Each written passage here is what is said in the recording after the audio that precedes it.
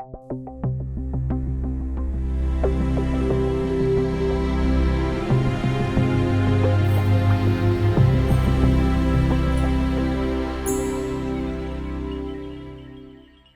verdadero conocimiento que lleva a salvación a sus sucesores, los obispos de la iglesia. Entonces el obispo, recuerden que ya para este tiempo no hay varios obispos en la iglesia, en una ciudad, hay un solo obispo y entonces según esta postura el obispo único es el sucesor de los apóstoles en cada localidad, ¿no? Y lo curioso también es que Ireneo utiliza el caso de Roma como ejemplo supremo de esta sucesión apostólica y llega a decir de que todas las iglesias deben estar de acuerdo con lo que enseña Roma, que fue fundada por los apóstoles Pedro y Pablo. Pasamos a la controversia pascual del año 190 aproximadamente. Ya estamos llegando a finales del segundo siglo. Y la controversia pascual, lo que nos revela, ¿qué quiero decir con la controversia pascual primero? Para este tiempo surgió una gran disputa, debate entre las iglesias acerca de cuándo es que se debería celebrar la Pascua de Resurrección. Ya para este tiempo está claro de que la iglesia en todas partes celebraba la Pascua de Resurrección. Y digo que por lo menos para este tiempo porque los debates sugieren de la manera en la que argumentan los contrincantes en este debate, sugiere de que cada uno de estos grupos, partidos, derivaba sus posturas de tradiciones largas que tenían en sus iglesias. Y si esto es correcto, entonces vemos que la iglesia desde muy temprano, tal vez desde el inicio, ha celebrado, si bien todos los domingos, día de resurrección para celebrar, recordar a Cristo, celebrar la cena del Señor, recordar los escritos de los apóstoles, todo eso. Había un domingo que se celebraba de manera especial, o al menos una semana, que es la semana pues de la Pascua de Resurrección. Y la controversia tenía que ver con cuándo es que se tenía que celebrar. Si se celebraba en la misma fecha de la Pascua judía, cuando debió haber ocurrido originalmente, cuando caiga el día, o solamente se debía celebrar, como lo hacía la mayoría, el domingo de esa semana.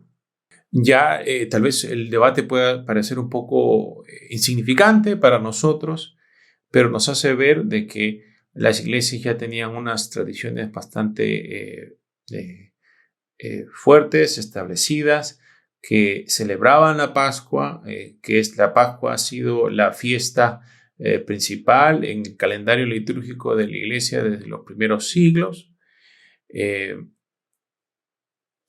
Pero otra cosa que también ocurre aquí, que es bastante revelador, es que en este debate se intenta llegar a un acuerdo justamente con las redes, con esta red de concilios regionales que habíamos mencionado.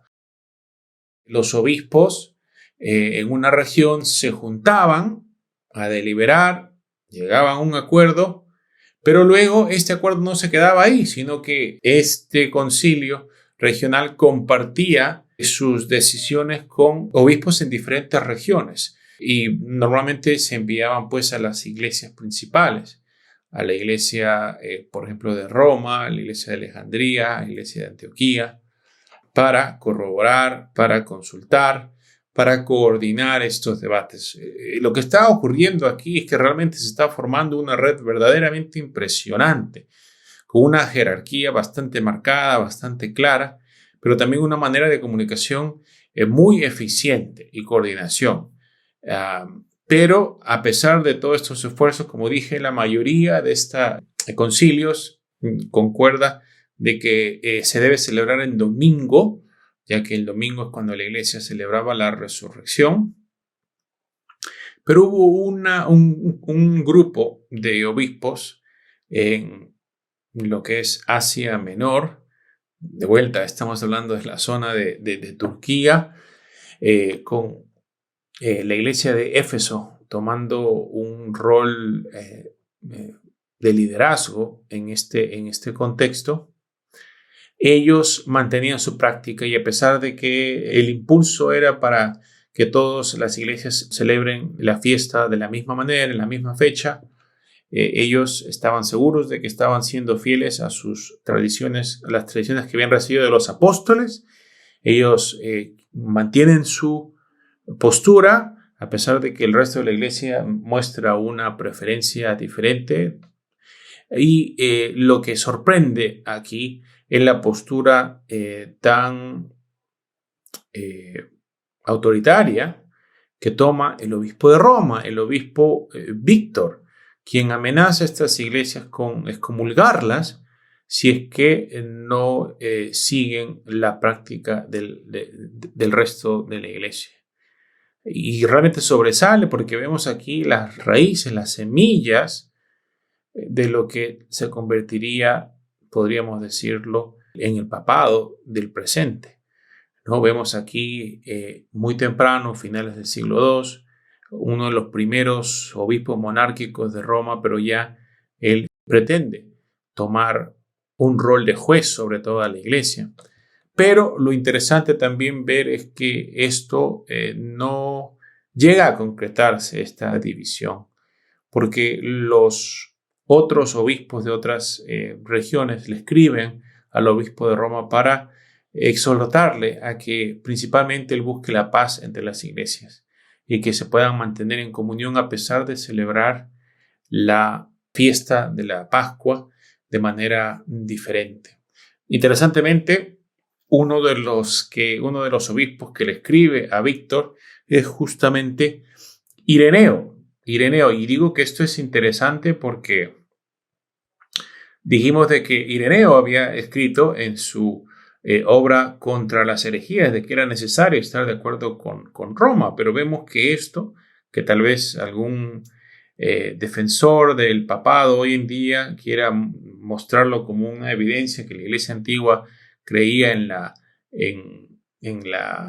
el derecho del Papa de juzgar al resto de la iglesia, vemos que no se debe interpretar de esa manera, que no es lo que creía Ireneo, porque Ireneo le escribe al obispo Víctor para que él respete la libertad que tenían las iglesias en Asia Menor para celebrar la fiesta como ellos mejor les parecía. Entonces vemos que había una unidad, una comunión entre las iglesias, pero de que a pesar de que este obispo Víctor quería establecer una uniformidad, de que la iglesia antigua reconocía que la unidad no es lo mismo que uniformidad. Uno puede tener unidad, puede estar en comunión sin que todos hagamos todo de la misma manera, a pesar de que podamos tener prácticas, costumbres diferentes. Y lo que recalco una vez más, la iglesia antigua, a pesar de que tenía un gobierno episcopal, un gobierno monárquico, a pesar de que creía en la sucesión apostólica en una versión similar a la que iglesias tradicionales de hoy en día también lo presentan. A pesar de esto, a pesar de que se llamaban a sí mismas iglesias católicas, esto no significaba de que pensaban de que todas tenían que someterse al Papa, al obispo de Roma, que tampoco, le digo Papa, eso es un anacronismo, no es que en ese tiempo se le llamaba Papa al obispo de Roma, se llamaba Papa a muchos obispos sobresalientes. El nombre simplemente significa padre. Pero el punto que subrayo es de que si bien estas iglesias adoptaban el nombre de católicas y tenían muchas de las características del catolicismo romano hoy en día, especialmente en su forma de gobierno, en puntos fundamentales, a pesar de todo esto, todavía había una libertad que se respetaba para las iglesias y es un catolicismo antiguo que es diferente al romano, porque no se le atribuía al obispo de Roma la jurisdicción, el poder universal que hoy en día la iglesia romana le quiere atribuir, ¿no? Entonces, por estas razones es importante, creo, que saber acerca de estos eventos. Y una de las cosas hermosas que escribe Ireneo es de que, tratando de convencer al obispo de Roma, dice: el desacuerdo en el ayuno, porque allí también se practicaba un ayuno en estas fiestas, confirma el acuerdo en la fe.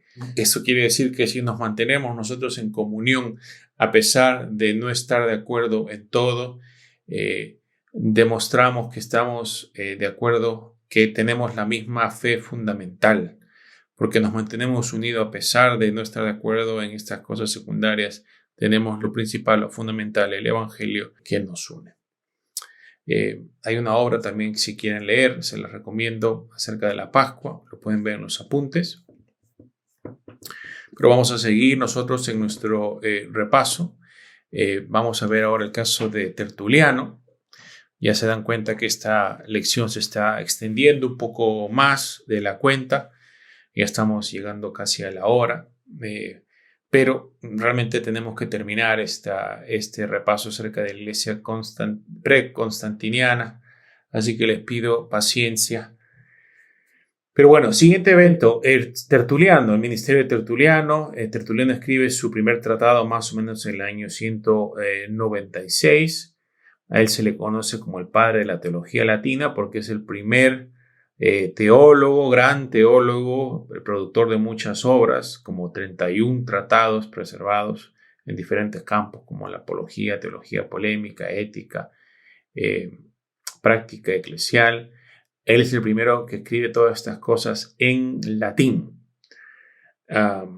Escribiendo él en latín, especialmente en la teología, él establece por primera vez algunos términos que se van a usar de manera normal en la teología latina en el futuro. Él pues es el primero que utiliza el término trinitas, de donde viene la palabra Trinidad. Él es el que utiliza los términos de substancia para referirse a a la unidad esencial entre el Padre, Hijo y Espíritu Santo. Él escribe el término de persona para referirse a las distinciones que hay entre Padre, Hijo y Espíritu. Entonces, es muy importante Tertuliano. Ya mencionamos que él también escribió la obra principal contra Marción, pero también él escribe una apología. Él escribe el primer tratado sobre el bautismo, muy interesante. Pero como mencionamos, él también tenía tendencias rigoristas que eventualmente lo llevaron a unirse al montanismo. Pero si ustedes están interesados en leer más acerca de Tertuliano, de su obra, hay un libro, una antología que se conoce como Lo mejor de Tertuliano. El enlace lo tienen en sus diapositivas y los apuntes de la clase. Vamos a pasar al siguiente evento. Estamos, como les digo, corriendo un poco. Les agradezco por su paciencia. Pero luego otro gran pensador que surge en la iglesia preconstantiniana es Orígenes.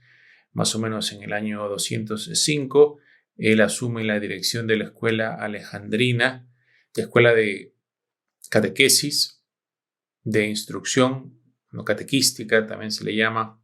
Bueno, y estamos en una parte diferente, ¿no? Dijimos, bueno, creo que no mencioné Tertuliano, él está en África, pero en la zona de Cartago, él escribiendo en latín. Orígenes está en Alejandría, en lo que hoy en día pues es Egipto, pero él escribe en griego, ¿no? Como la iglesia en la parte oriental del mundo mediterráneo.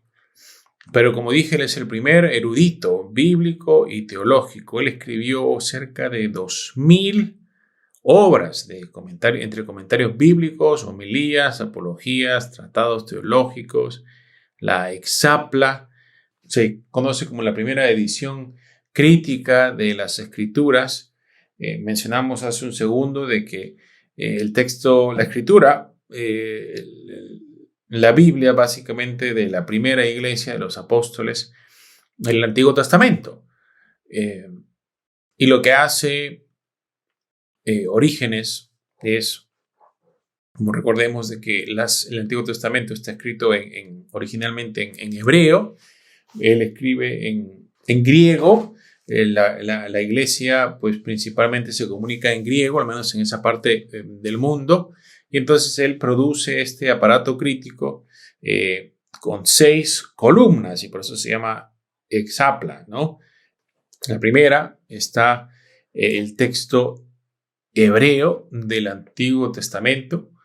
Luego está una transliteración en griego para que las personas que hablaban griego sepan cómo pronunciar el hebreo.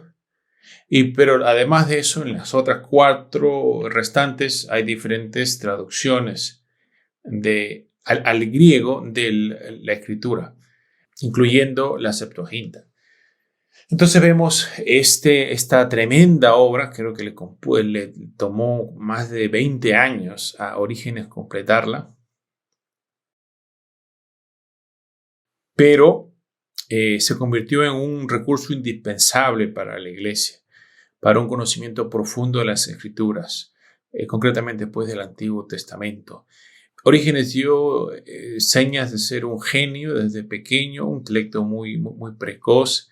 Yo mencioné de que él toma la dirección de la escuela catequística de Alejandría en el año 205. Eso ocurre más o menos cuando él tenía unos 20 años. Imagínense el poder intelectual que tenía este hombre, que en una edad tan temprana le den la responsabilidad de tomar esta escuela tan respetada de doctrina cristiana a una edad tan precoz. Su fama se extiende por todo el mundo. Orígenes lo invitan obispos para que les ayude a ellos a resolver debates doctrinales. Y toda esta atención que recibe Orígenes parece que causa cierto recelo o envidia del obispo de Alejandría, Demetrio, que finalmente la situación se hizo tan imposible de manejar para ambos que al final Orígenes tuvo que mudarse a Cesarea. Y lo que pasa es de que en uno de estos visitas a Cesarea, la iglesia de allá, el obispo de Cesarea, lo ordena a Orígenes como presbítero de la iglesia. Pero recordemos de que Orígenes pues era de Alejandría, su obispo era Demetrio, y entonces esto se tomó como una infracción en la autoridad, una falta de respeto, una violación de la jurisdicción de este obispo. Y entonces al final la situación se hizo imposible, él tuvo que irse y allá construyó una biblioteca muy impresionante que también ayudó a personas como Eusebio de Cesarea en el siglo posterior, en el siglo, ya no en el siglo III, sino en el siglo IV, a escribir la primera historia de la iglesia. Orígenes, por toda la filosofía que conocía, él es dado a la alegoría, a interpretar de manera espiritual toda la escritura, especialmente los pasajes que eran difíciles. A veces él rechazaba una lectura literal, especialmente en el Antiguo Testamento, como algo tal vez que parecía ser indigno de Dios. Tal vez alguna de las narraciones en las que Dios manda que se destruyan a pueblos y naciones, mujeres y niños. Tal vez Orígenes podía tomar eso como una referencia a la lucha espiritual contra las pasiones, sin que necesariamente se tome muy literal lo que diga la escritura. Y esto hace de Orígenes que sea un personaje controversial, ¿no? Porque si bien él intenta mantenerse fiel a la confesión de la iglesia, como pueden ver en la cita que les comparto en los apuntes, en las diapositivas, y vamos a ver también, vamos a ver un poco más de lo que él escribe la próxima semana cuando hablemos de la regla. Bueno, en la próxima clase, digamos, cuando hablemos de la regla de la fe. Aún así, él pues intenta afirmar lo básico de la iglesia, pero luego él especula y llega a postular Cosas un poco parecidas a lo que encontramos en el gnosticismo, concretamente en que las almas humanas existieron desde antes de experimentar el mundo físico en el que se encuentran, ¿no? Y esta idea de que las almas pues, existen desde antes de tener cuerpos en un mundo espiritual le lleva a él también la idea de que todas estas almas van a regresar eventualmente y a presentar especular acerca de una posible salvación universal de todos los seres racionales. Estas ideas van a ser condenadas en el futuro, pero en su tiempo, Orígenes fue realmente el teólogo erudito bíblico más respetado y reconocido de su tiempo. Él fue hijo de un mártir y siguiendo en la tradición de su familia, él muere como un confesor de la iglesia. ¿Y qué significa esto? De que no es mártir porque él no muere en el acto de confesar a Cristo, pero el confesar a Cristo en medio de persecución llevó a él que sufriera heridas que eventualmente causaron su muerte, ¿no? Él sobrevivió la persecución y por eso, como repito, técnicamente no es un mártir, pero por eso se le llama confesor a las personas que no mueren en la persecución, pero que se mantienen fieles a la confesión de la fe. Por eso se le llama confesor, pero él, como dije, muere como consecuencia de la persecución que él sufrió. Y más o menos muere entre el año 251 y 254. Si ustedes están interesados en leer su obra sobre los principios que se considera, algunas personas los consideran como la primera teología sistemática de la Iglesia, pueden encontrar el enlace en los apuntes y en las diapositivas. Vamos a pasar al siguiente evento. Estamos todavía en el siglo III, más o menos por el año 220, cuando se compone y se empieza a compilar o editar una obra que se conoce como la tradición apostólica. La tradición apostólica es un manual litúrgico del tipo de la Didaché. Mencionamos la Didaché en lecciones pasadas. Es un manual que sugiere algunas formas de oración para practicar algunos de los ritos de la Iglesia. Y la tradición apostólica es un manual del mismo tipo, pero es más elaborado, más complejo los ritos y nos sirve a nosotros para ver cómo es que se desarrollaron los ritos de la Iglesia con el paso del tiempo en más de un siglo que existió entre la tradición apostólica y la Didaché. Vemos cuando, si ustedes ven la cita que les comparto acerca de la práctica del bautismo, ven todas las capas, todas las nuevas ceremonias que le agregaron al bautismo con el tiempo, que lo hacen una celebración muy especial, pero vemos el desarrollo pues del culto de la iglesia. Se cree que la tradición apostólica fue escrita por Hipólito de Roma, que es conocido como el primer antipapa, porque él parece que era un presbítero en la iglesia romana, que criticó al obispo de Roma de su tiempo, pero cuando se eligió a un nuevo obispo y no lo eligieron a él formó su propia comunidad con él a la cabeza como el obispo.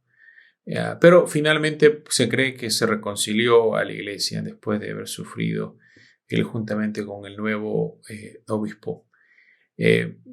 Entonces, Hipólito es un personaje interesante, pero mencionamos su obra, la tradición apostólica, porque nos permite ver cómo es que el culto de la iglesia se fue desarrollando. Interesantemente, también vemos que el catecumenado, el proceso de instrucción para personas que querían unirse a la iglesia, al menos en el manual, es un proceso de 3 años que las personas tenían que ser instruidas, preparadas para unirse a la iglesia. Vemos también en la descripción que él tiene de la práctica del bautismo, vemos que las interrogantes que les hacían a las personas antes de ser bautizadas reflejan un credo en la Iglesia de Roma parecido a lo que luego se convertiría en el credo de los apóstoles. Entonces vemos muchas cosas. Vemos una oración eucarística en la celebración, una oración que se hace en la celebración de la Santa Cena, de la Cena del Señor, que todavía se usan en muchas iglesias, incluso iglesias reformadas, calvinistas, hasta el día de hoy. Es un documento muy interesante. Si ustedes lo quieren ver, encuentran citas en las diapositivas y también enlace para que puedan leer toda la obra. Hay dos eventos más que quiero resaltar y luego de eso ya llegamos al final de este repaso. Sería en el año 258, más o menos es cuando ocurre el martirio de Cipriano de Cartago. Cipriano de Cartago era el obispo de la principal ciudad de la provincia de África, provincia romana del imperio. Hago esta aclaración porque cuando nosotros decimos África, nosotros pensamos en todo el continente africano actual, pero cuando en el imperio se hablaba de África, se pensaba en una sección del norte de África que no era todo, sino era una región más limitada. Y la capital de esta provincia era Cartago, que hoy en día está en Túnez, y Cipriano pues es el obispo. El caso de Cipriano es muy peculiar también. Él, como un relativo neófito, se le consagra como obispo Cipriano. Lo que está pasando también aquí es que la iglesia está creciendo, ya comienza a alcanzar incluso a personas resaltantes de la sociedad. Cipriano era parte de la alta sociedad cartaginense, proviene de una familia pudiente. Él era un orador exitoso, respetado, reconocido, pero parece que también era una persona muy moral, muy ética, con descontento con la sociedad y también con su propia vida. Él se convence de la superioridad moral, espiritual de los cristianos, así que se une a la iglesia y al poco tiempo de que él se convierte, muere el obispo de Cartago. Y a pesar de que los presbíteros cartaginenses se opusieron a su elección porque, como digo, era relativamente un neófito, tenía un par de años de ser cristiano, las masas, el pueblo, pudo más, lo ovacionó, demandó que él fuera el nuevo obispo y nos damos cuenta también qué influencia podía tener la congregación, el pueblo, en estas elecciones episcopales que él es consagrado por la ovación del pueblo en el año 248. Pero al poco tiempo en que Cipriano es elegido obispo, ocurre la primera persecución romana en todo el imperio. ¿Se acuerdan que empezamos esta lección hablando de que Roma, el imperio, no tenía una política general contra los cristianos en todo el imperio, que las persecuciones eran esporádicas, eran pasajeras, estaban limitadas a diferentes regiones, conectadas a problemas peculiares, concretos. Y el imperio no había adoptado ninguna política general en contra de la iglesia hasta el reinado del emperador Decio. Y realmente Decio, lo que él intenta hacer en un esfuerzo de restaurar las glorias del imperio que se encontraba en una situación muy precaria, él ordena de que todos en el imperio tenían que sacrificar a los dioses, ¿no? Él intenta de una manera avivar la devoción religiosa de todos los romanos para ganarse el favor de los dioses. Bueno, los judíos, como eran reconocidos en el imperio se respetaba su religión, ellos estaban excusados y no tenían que hacer esos sacrificios, pero no los cristianos. Los cristianos ya se entendía que era una religión diferente al judaísmo, y ellos no eran reconocidos por el Estado, eran un grupo ilegal. Y entonces ellos se ven duramente afectados, y esto ocasiona pues la primera persecución de los cristianos en todo el imperio, porque la gente en todo el imperio tenía que hacer esos sacrificios. Y entonces los escritos de Cipriano nos ayudan a ver qué pasó en la iglesia en este contexto, porque lo que hace Cipriano, como él era un personaje prominente no solamente en la iglesia, sino en toda la sociedad, cuando estalla la persecución, él se esconde con el fin de tal vez evitarle problemas a la iglesia. No quería llamar la atención. Entonces, él intenta dirigir a la iglesia por medio de cartas. Él llega a escribir casi 100 cartas. Realmente son casi como 80 cartas que él, al menos que tenemos, ¿verdad? Y en estas cartas él revela mucho acerca de lo que ocurre en la iglesia en este periodo de la primera persecución. Y vemos que hay dos controversias que resaltan, que nos dicen lo que estaba pasando en la iglesia. Primero, ¿qué hacer con los caídos durante la persecución? Nosotros nos gustaría pensar como cristianos de que cuando hubo estas grandes persecuciones en el Imperio Romano, todos los cristianos se mantuvieron fieles y nadie negó la fe, nadie sacrificó a los dioses, todos estaban dispuestos para entregar su vida por completo a favor de la fe, pero el hecho es de que muchos sí se mantuvieron fieles, pero muchos otros no. Muchos miembros de la iglesia, incluso obispos, llegaron a ofrecer y estos sacrificios a los dioses, y a estos cristianos se les llegó a conocer como los caídos. Y una vez que pasa la persecución, muchos de estos caídos regresan a la iglesia para que la iglesia los tome de vuelta y ellos puedan volver a ser miembros de la iglesia. Y la gran pregunta era qué hacer con estas personas, ¿no? Ellos habían cometido un pecado gravísimo. Habían renegado de Cristo, habían sacrificado a los dioses romanos. ¿Cómo se les podría perdonar algo así a estos cristianos? Y bueno, entonces se forman concilios que puedan establecer una política para estos casos, y ya que las soluciones que se proponen no satisfacen a todos, se comienzan a crear bandos. En el caso de Cartago, parece que inicialmente Cipriano, junto con los otros obispos, toman una decisión un poquito estricta, de que aquellos que habían sacrificado tenían que hacer penitencia por el resto de sus vidas, y finalmente antes de morir si hacían toda esta penitencia se les admitiría.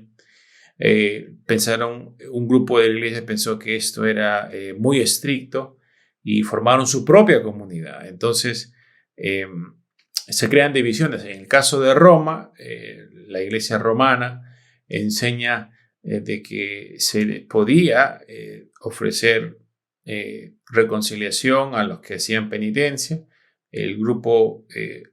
Había un grupo dentro de la iglesia que pensaba de que no se les podría perdonar de ninguna manera, y ellos formaron también su propia comunidad, su propia iglesia, por decirlo así, con su propio obispo. Entonces lo que vemos aquí es que creó muchas divisiones. Y en este contexto, Cipriano escribe el primer tratado acerca de la unidad de la iglesia, y lo que él argumenta y realmente representa el pensamiento de la mayoría en este tiempo, en este caso, sería de que la unidad pues era guardada por el único obispo legítimo, que no podían haber dos obispos, solamente podía haber un solo obispo porque solamente hay una sola iglesia. El que está con el obispo legítimo está con Cristo, está con la iglesia, y el que está separado del obispo está separado de Cristo, está separado de la salvación.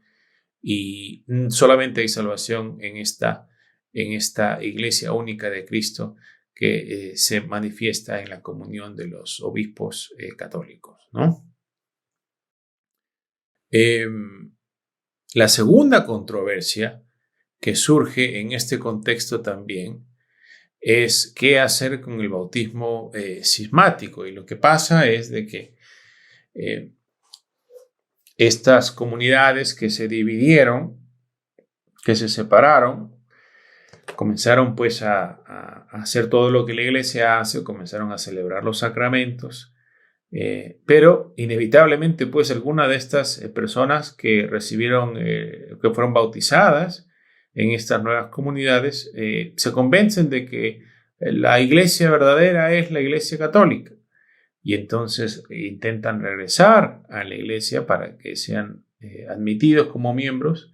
Y la pregunta que surge es, ¿se debe o no reconocer el bautismo que estas personas recibieron en estas comunidades cismáticas sectarias, ¿no?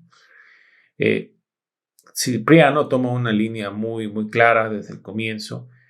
Para Cipriano, ya que la iglesia es solamente una, con el único obispo legítimo, todo lo que se haga fuera de la iglesia legítima es ilegal, es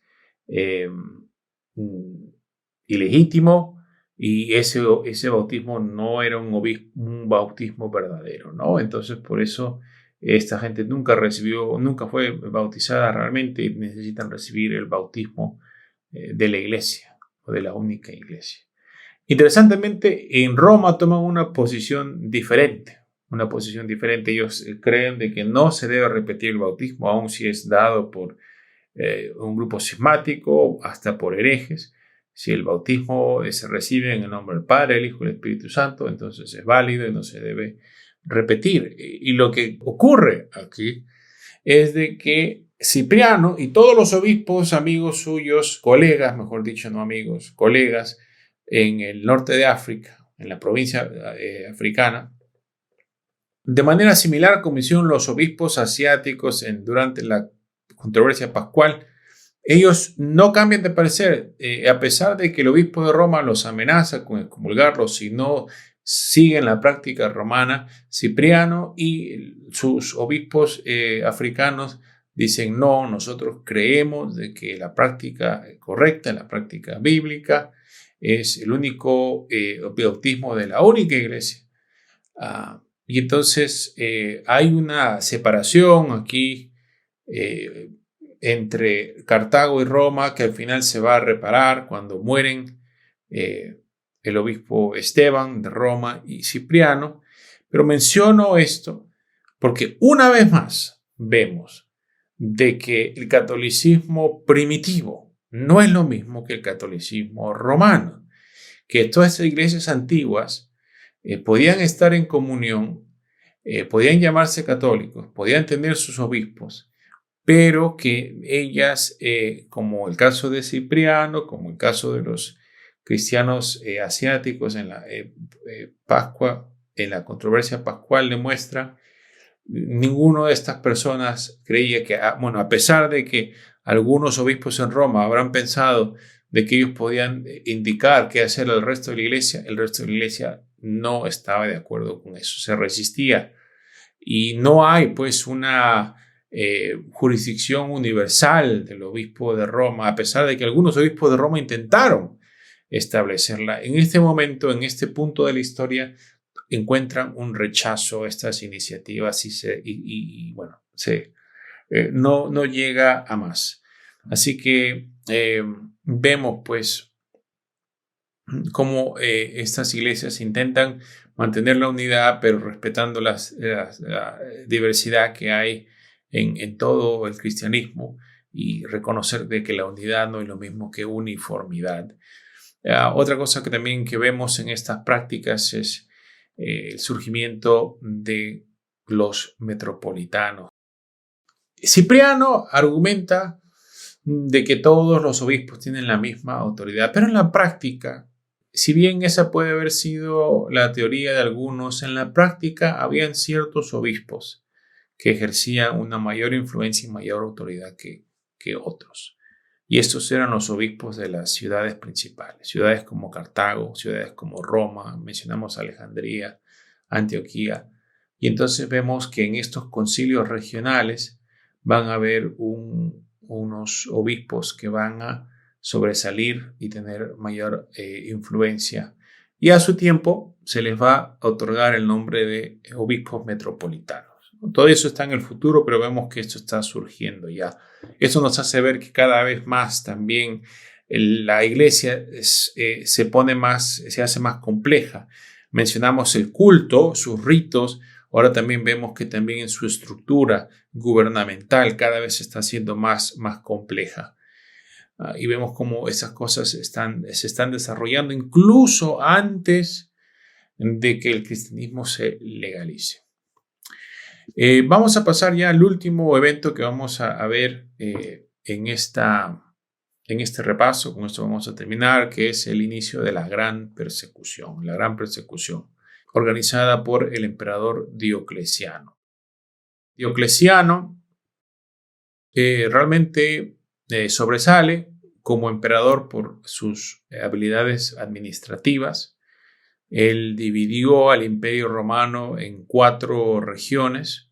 La responsabilidad de estas regiones fue repartida entre 4 emperadores. Había el principal, que era pues obviamente él, Diocleciano, pero también vemos que estaban las otras partes divididas entre Maximiano, Galerio y Constancio.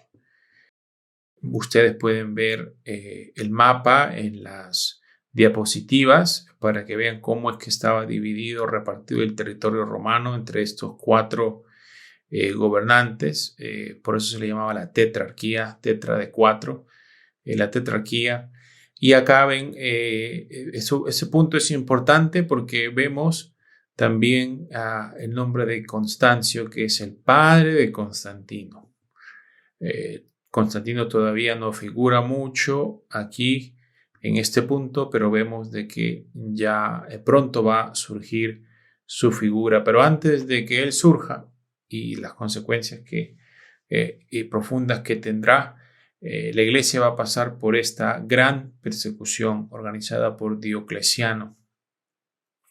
Esta persecución se inicia en el año 303 y va a durar como una década. Incluso después de que se retire Diocleciano.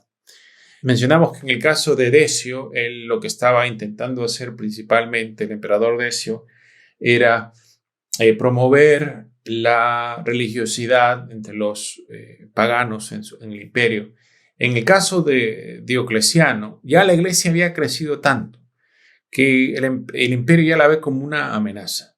Y entonces esta es una persecución en la que es muy bien organizada, dura mucho y también toman medidas bastante intencionales en contra de la iglesia. ¿Cuáles fueron algunas de las primeras medidas? Primero, destruir los edificios de la iglesia. Vemos que la iglesia había crecido tanto que ya no se reunían en casas, sino al menos algunas de las iglesias más pudientes ya se está reuniendo en sus propios edificios. Diocleciano dice: vamos a destruir estos edificios, vamos a quemar las escrituras, vamos a deponer a los oficiales públicos que son cristianos. O sea, se dan cuenta también cómo es que la iglesia está creciendo hasta este punto. No solamente crece tanto para que la iglesia tenga el poder económico para alquilar, comprar, construir sus propios edificios. Ya vemos que hay incluso miembros que vienen de las esferas más altas de la sociedad, oficiales públicos, pero en esta persecución se les amenaza con deposición si es que ellos no sacrificaban a los dioses y renunciaban al cristianismo. Los obispos son encarcelados, podían ser liberados si es que sacrificaban a los dioses, pero todos debían sacrificar. El resultado fue una persecución muy severa, muy sangrienta. No hay ahora momento para describir todo lo que va a estar pasando ahí, así que ustedes pueden leer con detalle algunos de los testimonios oculares personales de gente, de creyentes que fueron testigos de estos eventos en las citas que tenemos ahí, unas torturas tremendas. Y como dijimos, esta es una persecución que se extendería por una década hasta que el cristianismo fuera legalizado en el tiempo de Constantino. A eso vamos a ver de acá a 2 sesiones. La que sigue quiero que hablemos un poco acerca de la regla de la fe, como dije. Pero de acá a 2 sesiones vamos a hablar acerca de Constantino. Y hasta Constantino no va a ser que la iglesia va a encontrar reposo. Fue un tiempo muy difícil para la iglesia, pero algunos historiadores creen de que ya el cristianismo había crecido tanto. Se cree de que pudo haber alcanzado unos 6 millones de personas para este tiempo, más o menos un 10% de la población total, que ya no había forma de parar este movimiento. Pero bueno, en los apuntes comparto una conclusión a este periodo con unas reflexiones finales. Lo voy a dejar a ustedes para que lo lean en los apuntes, ya que me he extendido mucho más de la cuenta y estamos en 1 hora y media de exposición. Vamos a parar acá. Como digo, Dios mediante, para la siguiente lección vamos a hablar de la regla de la fe y luego vamos a seguir con la historia enfocándonos en la figura de Constantino. Gracias por su atención, hermanos y hermanas. Dios los bendiga. Nos vemos en la siguiente lección.